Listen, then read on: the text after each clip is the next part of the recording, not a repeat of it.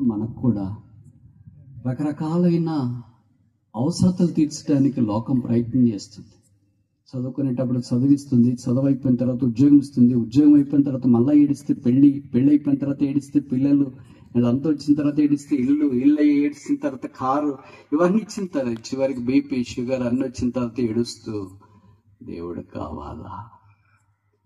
అందుకే దేవుడంటే మనుషుడు వెతుకుతున్న జిజ్ఞాస మనుషులు తరిగిపోలేదు. దేవుని కొరకే అన్వేషణ కొనసాగుతూనే ఉంది. చదువున్నా, డబ్బున్నా, ఘనతున్నా, కులం ఉన్నా, ఆస్తులున్నా, బ్యాక్గ్రౌండ్ ఉన్నా, లెఫ్ట్ గ్రౌండ్ ఉన్నా, రైట్ గ్రౌండ్ ఉన్నా, ఫోర్ గ్రౌండ్ ఉన్నా, అండర్ గ్రౌండ్ ఉన్నా, ఎన్ని గ్రౌండ్లు ఉన్నా హోలీ గ్రౌండ్ లేకపోతే మనిషి జీవితం శూన్యం.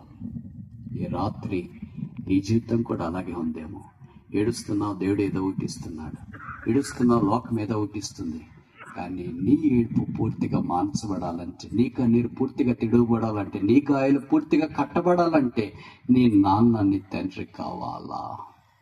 ఆయనే పరలోకపు తండ్రి అని యేసుని మేము ప్రకటిస్తున్నాం. ఏడుస్తే ఇక్కడికి వచ్చినావా? చనిపోవాలనుకొని వచ్చినావా? జీవితం భారమై వచ్చినావా? అప్పులు ఎక్కువైపోయి వచ్చినావా?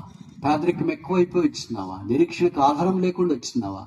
నీకు నీవు భారమై వచ్చినావా?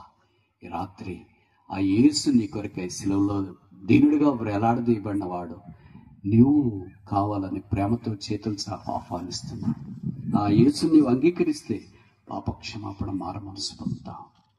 ఆ యేసు నీకొద్దా? మోకరించని ప్రార్థన చేస్తాను.